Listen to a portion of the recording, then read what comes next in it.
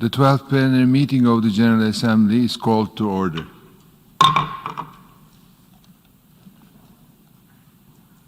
We shall now continue the general debate. I now give the floor to the distinguished representative of India to introduce an address by the government. Thank you, Mr. President.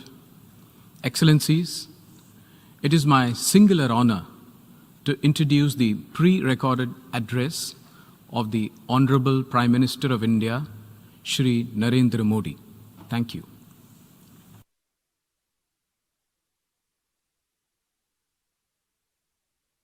Respected President of the General Assembly,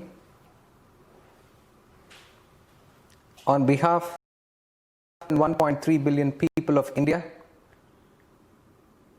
I would like to congratulate every member state on the 75th anniversary of the United Nations. India is proud of the fact that it is one of the founding members of the United Nations. On this historic occasion, I have come to this global platform to share the sentiments of 1.3 billion people of India.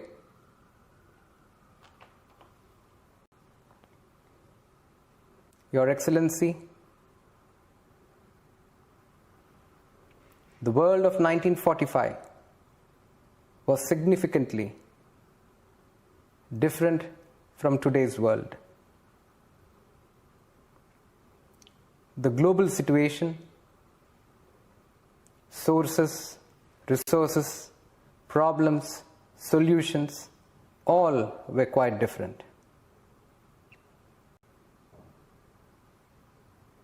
And as a result, the form and the composition of the United Nations, established with the aim of global welfare, were in accordance with the prevailing situation of those times. Today, we are in a completely different era. In the 21st century, the requirements and challenges of our present as well as our future are vastly different from those of the past. Therefore, the international community today is faced with a very important question: whether the character of the institution constituted in the prevailing circumstances of 1945 is relevant even today. With the changing times, if we don't change, then the drive needed to bring change will also get weakened.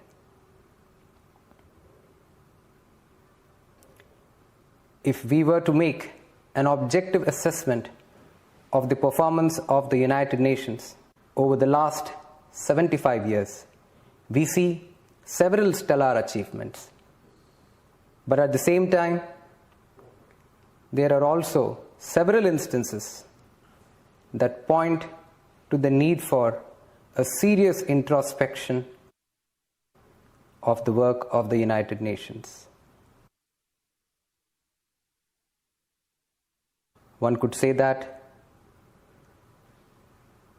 we have successfully avoided a third world war, but we cannot deny that there have been several wars and many more civil wars. Several terrorist attacks have completely shaken the world, and rivers of blood have continued to flow by. In these wars and in these attacks, the people who died, they are people just like you and me. Hundreds of thousands of children who would have otherwise enriched this world with their presence have left us prematurely. So many people have lost their entire life savings and have become homeless refugees. During those times and even today, can we suggest that the efforts of the United Nations to tackle these issues were sufficient? Over the last 8 to 9 months, the whole world has been battling the pandemic of the coronavirus. Where is the United Nations in this joint fight against the pandemic? Where is its effective response? Your Excellency, reform in the responses, in the processes, and in the very character of the United Nations is the need of the hour. It is a fact that the faith and respect that the United Nations enjoys among the 1.3 billion people of India is unparalleled.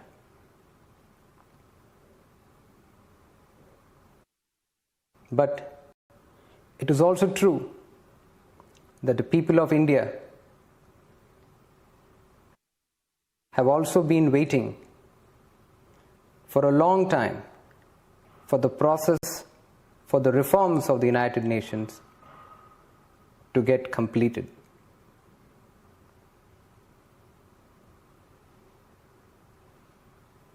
Today, the people of India are concerned whether this reform process will ever reach its logical conclusion. For how long will India be kept out of the decision-making structures of the United Nations? This is a country which is the largest democracy of the world. This is a country with more than 18% of the world population.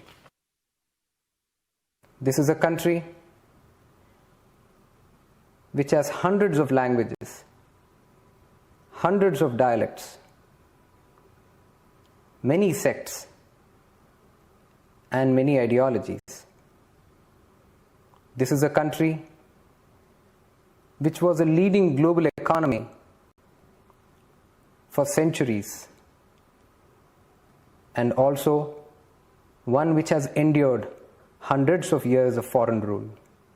Excellency, when we were strong, we were never a threat to the world.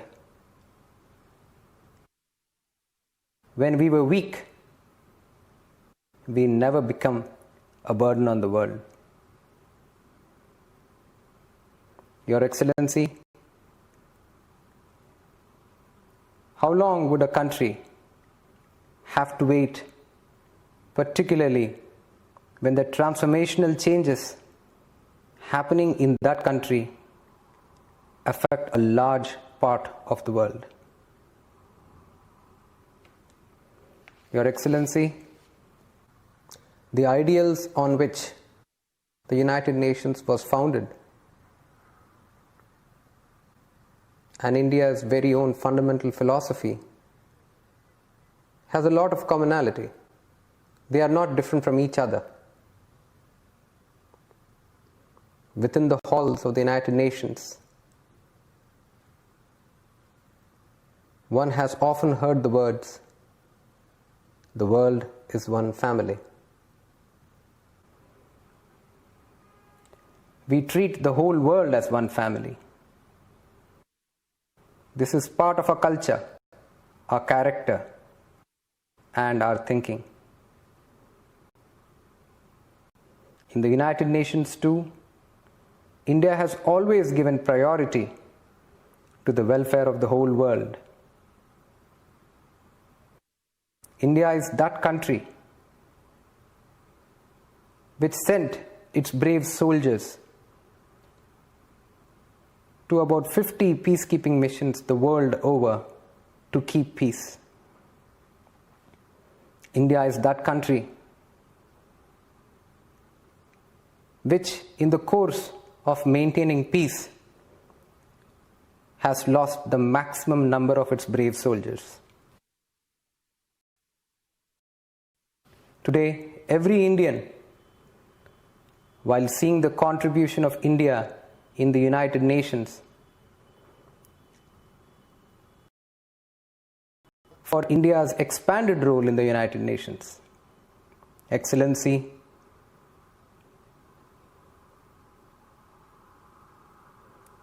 on 2nd October, India initiated the National Day of Non-Violence, and on 21st June, the International Day of Yoga. Similarly, the initiatives of the Coalition for Disaster Resilient Infrastructure and the International Solar Alliance are realities today due to the efforts of India. India has always thought about the interests of the whole humankind and not about its own interests. This philosophy has always been the driving force of India's policies. From India's neighborhood first policy to our Act East policy, as well as the idea of security and growth for all in the region, or our views towards the Indo-Pacific region, we have always worked for the interests of humankind and not driven by our own self-interests. India's partnerships are always guided by this very principle. Any gesture of friendship by India towards one country is not directed against any third country. When India strengthens its development partnership, it is not with any malified intent of making the partner country dependent or hapless. We have never hesitated from sharing experiences of our development. Your Excellency, even during these very difficult times of the raging pandemic, the pharmaceutical industry of India has sent essential medicines to more than 150 countries. As the largest vaccine producing nation in the world, I want to give one more assurance to the global community today.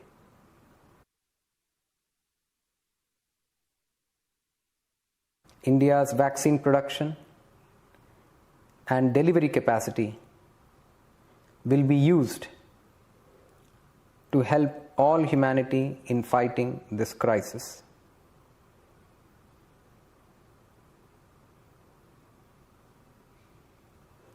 In India and in our neighborhood,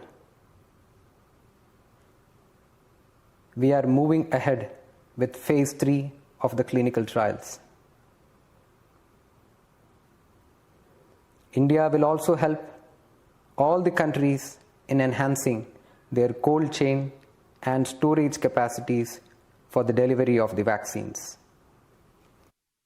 Your Excellency, from January next year, India will also fulfill its responsibility as a non-permanent member of the Security Council. I express my sincere gratitude to all fellow member states who have bestowed this trust on India.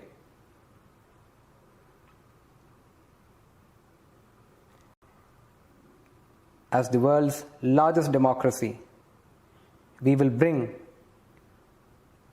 our years of rich experience for the benefit of the whole world.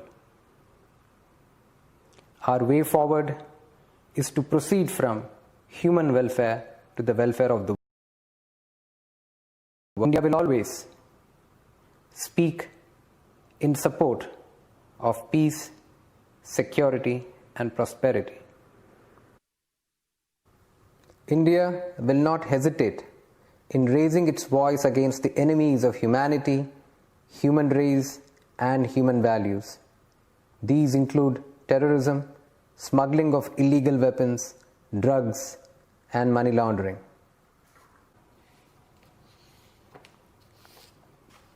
India's cultural heritage, tradition, thousands of years of experience will always stand in good stead for the developing countries.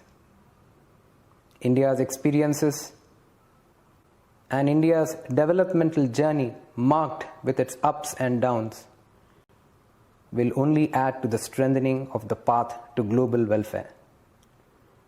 Your Excellency, in the past few years, following the mantra of reform, perform, transform, India has made great efforts to bring about transformation in the lives of millions of its citizens. These experiences are as useful for many countries of the world as they have been for us. In just about 4 to 5 years, India has brought over 400 million people into the formal financial sector. This was not an easy task, but India has proved that it can be done. In just about 4 to 5 years, people have been freed from open defecation. This was not an easy task, but India has achieved it. Within just about 2 to 3 years,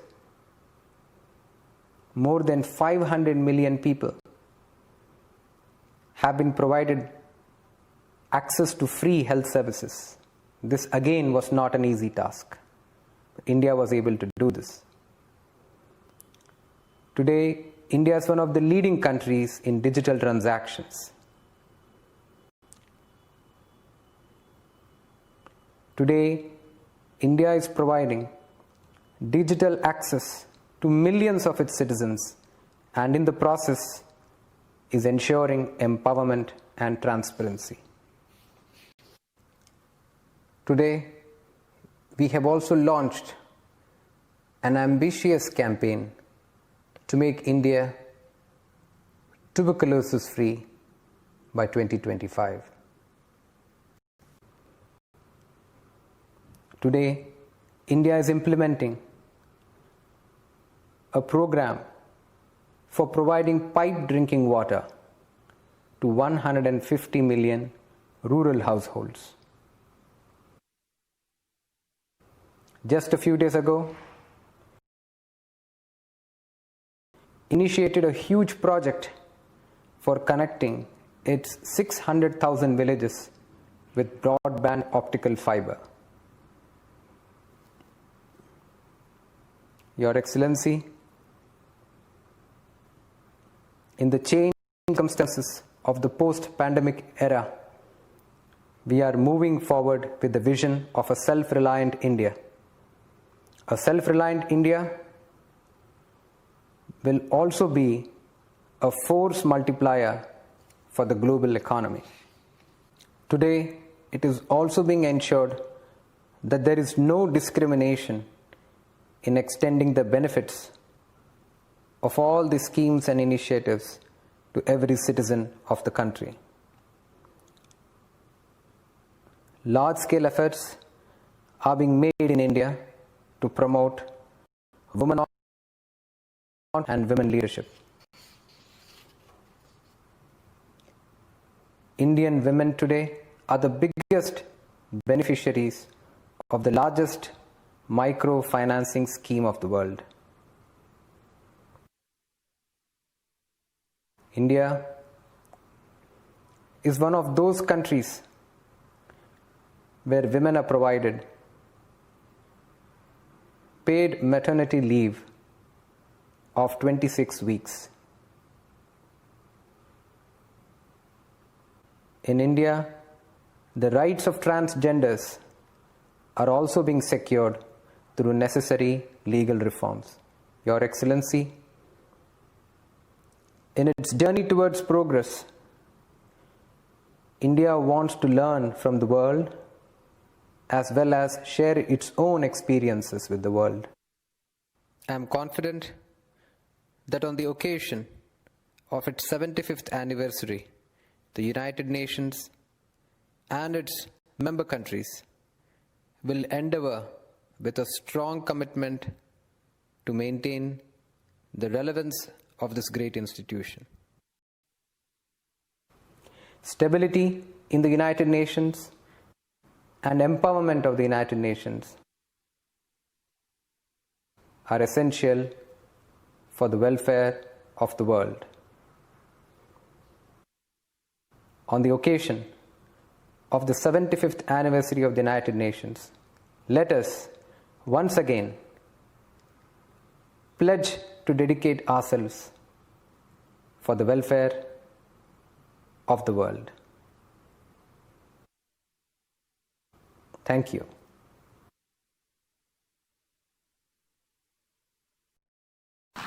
On behalf of the Assembly, I wish to thank the Prime Minister of the Republic of India for the statement just made. I now give the floor to the